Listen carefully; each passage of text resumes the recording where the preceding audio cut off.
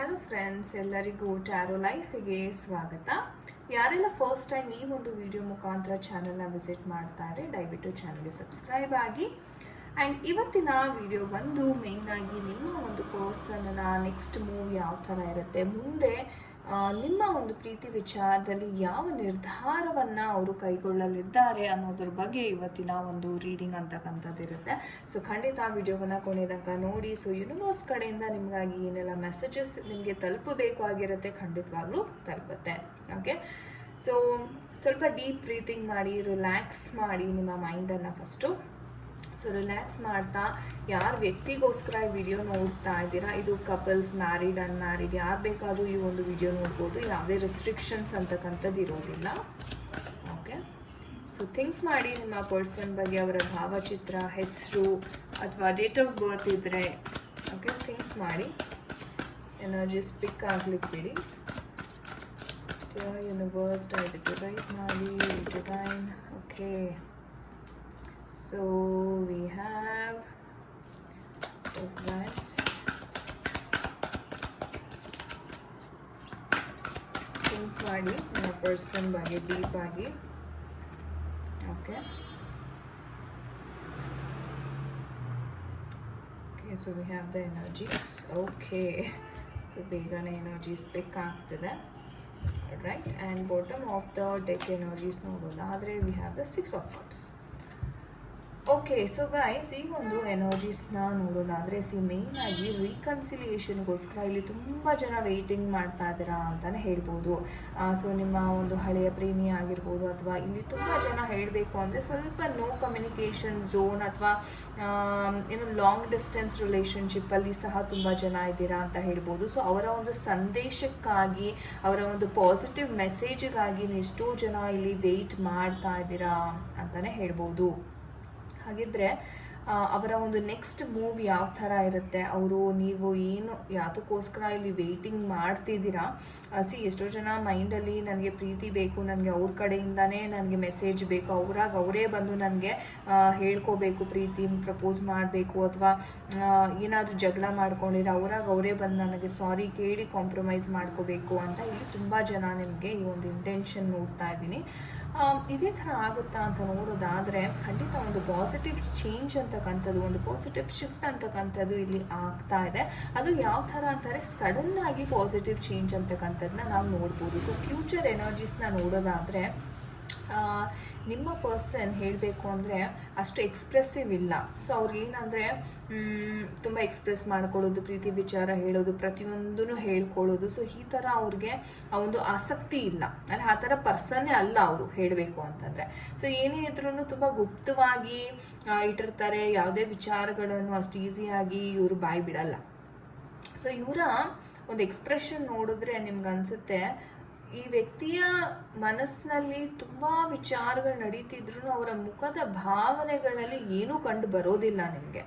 So ಅವ್ರ ತಲೆಯಲ್ಲಿ ನೂರಾರು ಯೋಚನೆ ಓಡ್ತಾ ಇರುತ್ತೆ, ಮನಸ್ಸಿನಲ್ಲಿ ಒಂಥರ ಪಾಸಿಟಿವ್ ಆ್ಯಂಡ್ ನೆಗೆಟಿವ್ ವಿಚಾರಗಳು ಎರಡೂ ರೀತಿಯಲ್ಲೂ ಓಡ್ತಾ ಇರುತ್ತೆ. ಬಟ್ ಅವರ ಮುಖದಲ್ಲಿ ಮಾತ್ರ ಯಾವುದೇ ಒಂದು ಭಾವನೆ ಕಾಣಿಸಲ್ಲ, ಆ್ಯಂಡ್ ತುಂಬ ಬಚ್ಚಿಟ್ಕೋತಾರೆ. ಸೊ ಹಿಡನ್ ಸೀಕ್ರೆಟ್ಸ್ ಅಂತಕ್ಕಂಥದ್ದು ಇಲ್ಲಿ ತುಂಬಾ ನಾನಿಲ್ಲಿ ನೋಡ್ತಾ ಇದ್ದೀನಿ. ಆ್ಯಂಡ್ ನಿಮ್ಮ ಪರ್ಸನ್ಗೆ ಏನಪ್ಪ ಅಂತಂದರೆ, ನಾನು ಏನಾದರೂ ಈ ವಿಚಾರ ಹೇಳ್ಕೊಂಡ್ರೆ ಇನ್ನೇನು ಆಗ್ಬೋದು ಅನ್ನೋ ಓವರ್ ಥಿಂಕಿಂಗ್ ಸಹ ಇವರು ಮಾಡ್ತಾರೆ.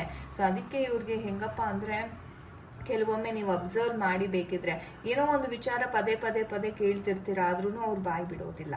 ರೈಟ್, ಸೊ ಆ ಥರ ಒಂದು ಕ್ಯಾರೆಕ್ಟರಿಸ್ಟಿಕ್ಸ್ ಅಂತಲೇ ಹೇಳ್ಬೋದು. ಆ್ಯಂಡ್ ನೀವು ಹೇಳಬೇಕು ಅಂದರೆ ತುಂಬ ದಿವಸದಿಂದ ವೆಯ್ಟ್ ಮಾಡ್ತಾ ಇರೋದು, ಲಾಂಗ್ ಟರ್ಮ್, ವರ್ಷಾನುಗಟ್ಟಲೆ 7 years ಎನರ್ಜೀಸ್ ಕಾಣಿಸ್ತಾ ಇದೆ ಇಲ್ಲಿ. ಸೊ ಸುಮಾರು ಒಂದು 5 to 7 years ಆಫ್ ರಿಲೇಷನ್ಶಿಪ್ಪಲ್ಲಿ ಇರೋರೇ ಜಾಸ್ತಿ ಇದ್ದೀರಾ ಅಂತಲೇ ಇಲ್ಲಿ ಹೇಳ್ಬೋದು. ಆ್ಯಂಡ್ ಒಂದು ಒಳ್ಳೆ ಟೈಮ್ ಬರುತ್ತೆ ಅಂತ ನೀವು ಸಹ ತುಂಬ ತಾಳ್ಮೆಯಿಂದ, ಪೇಷನ್ಸಿಂದ ವೆಯ್ಟ್ ಮಾಡ್ತಾ ಇದ್ದೀರಾ. ಆದರೆ ನಿಮ್ಮ ಪರ್ಸನ್ ಏನಪ್ಪ ಅಂದರೆ, ನಿಮ್ಮನ್ನು ಬೇರೆಯವ್ರ ಜೊತೆ ಕಂಪ್ಯಾರಿಸನ್ ಮಾಡೋದು ಜಾಸ್ತಿ. ನೋಡೋರು ಹಂಗಿದಾರಂತೆ, ಇವ್ರು ಹಿಂಗಿದಾರಂತೆ, ನೀನು ಯಾಕೆ ಹಿಂಗಿಲ್ಲ, ನೀನು ಬದಲಾಗೋ, ನೀನು ಸಹ ಬೇರೆಯವರಂತೆ ಇರೋ. ಸೊ ಈ ಥರ ನಿಮಗೆ ತುಂಬ ಅಡ್ವೈಸ್ ಅಂತಕ್ಕಂಥದ್ದು ಕೊಡ್ತಾರೆ ಇವರು. ರೈಟ್, ಸೊ ಆ ಥರ ಎನರ್ಜೀಸ್ ಕಾಣಿಸ್ತಾರೆ. ಇವ್ರಿಗೆ ಹೆಂಗಪ್ಪ ಅಂತಂದರೆ, ಎಷ್ಟೋ ಜನರ ವಿಚಾರದಲ್ಲಿ ಅಬ್ರಾಡಲ್ಲಿ, ಅಂದರೆ ಬೇರೆ ಹೊರ ದೇಶಕ್ಕೆ ಹೋಗಿ ಅಲ್ಲಿ ಕೆಲಸ ಮಾಡ್ತಿರ್ತಾರೆ, ಅಲ್ಲಿನ ವಾತಾವರಣಕ್ಕೆ ಇವರ ಮೈಂಡ್ ಸೆಟ್ ಅಡ್ಜಸ್ಟ್ ಆಗಿರುತ್ತೆ.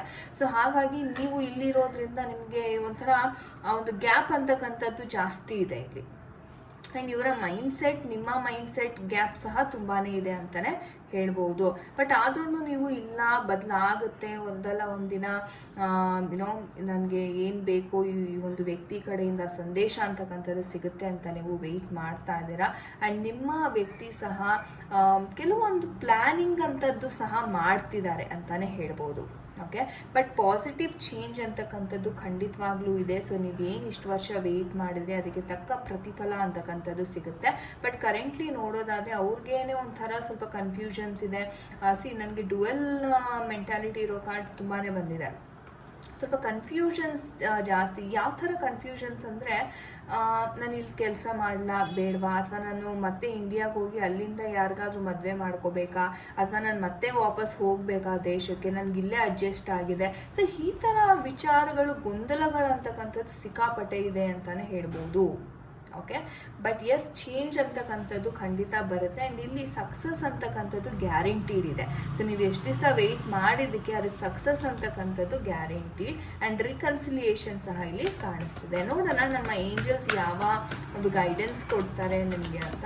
So angels time to bills ಕೊಡಿ. Okay, so within the next few months ಅಂತ ಹೇಳ್ತಾ ಇದ್ದಾರೆ. ಸೊ ಕೆಲವೇ ತಿಂಗಳಲ್ಲಿ ಒಂದು ಗುಡ್ ನ್ಯೂಸನ್ನು ನೀವು ಕೇಳುವಂಥ ಸಂದೇಶ ಇದೆ. Okay, the card just jumped out and don't stop ಅಂತ ಹೇಳ್ತಾ ಇದ್ದಾರೆ ಏಂಜಲ್ಸ್. ಅದ್ಭುತ.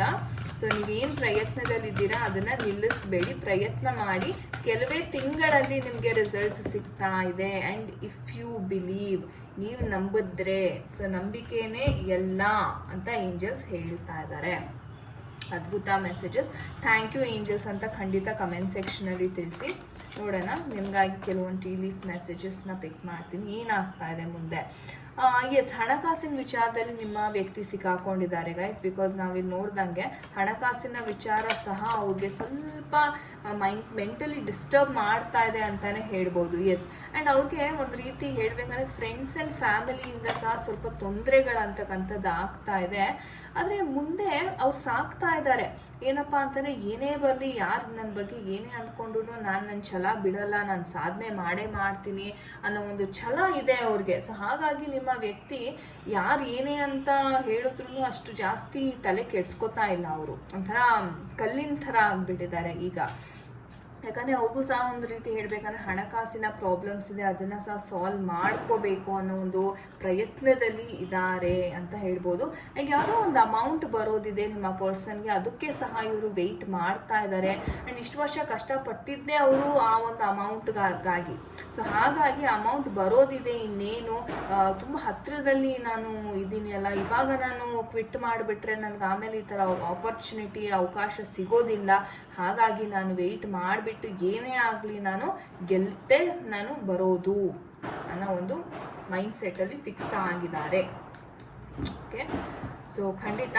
ಸೊ ಗೈಸ್, ಇದಾಗಿದ್ದು ಇವತ್ತಿನ ಒಂದು ರೀಡಿಂಗ್. ಐ ಹೋಪ್ ನಿಮಗೆ ಕನೆಕ್ಟ್ ಆಗಿದೆ. ಯಾರ ಜೊತೆ ಎಲ್ಲ ರೆಸೊನೇಟ್ ಆಯಿತು ಖಂಡಿತ ಕಮೆಂಟ್ ಸೆಕ್ಷನಲ್ಲಿ ತಿಳಿಸಿ. ಆ್ಯಂಡ್ ನಿಮಗೆ ಪರ್ಸ್ನಲ್ ರೀಡಿಂಗ್ ಬೇಕಾಗಿದ್ರೆ ಖಂಡಿತ ಡಿಸ್ಕ್ರಿಪ್ಷನ್ ಬಾಕ್ಸಲ್ಲಿ ಕಾಂಟ್ಯಾಕ್ಟ್ ನಂಬರನ್ನು ಕೊಟ್ಟಿರ್ತೇನೆ. ನೀವು ಕರೆಯನ್ನು ಮಾಡಿ ಅಥವಾ ವಾಟ್ಸಪ್ ಸಹ ಮಾಡ್ಬೋದು. So thank you so much. ಯಾರೆಲ್ಲ ವಿಡಿಯೋವನ್ನು ಕೊನೆ ತನಕ ತಾಳ್ಮೆಯಿಂದ ಅಲ್ಲಿ ತನಕ ನೋಡಿದ್ದೀರಾ ಎಲ್ಲರಿಗೂ ಧನ್ಯವಾದಗಳನ್ನ ತಿಳಿಸ್ತಾ ನಾನು ನಿಮಗೆ ಸಿಗ್ತೀನಿ ಮುಂದಿನ ಒಂದು ವಿಡಿಯೋದಲ್ಲಿ. ಎಲ್ಲರಿಗೂ ನಮಸ್ತೆ. ಹರೇ ಕೃಷ್ಣ.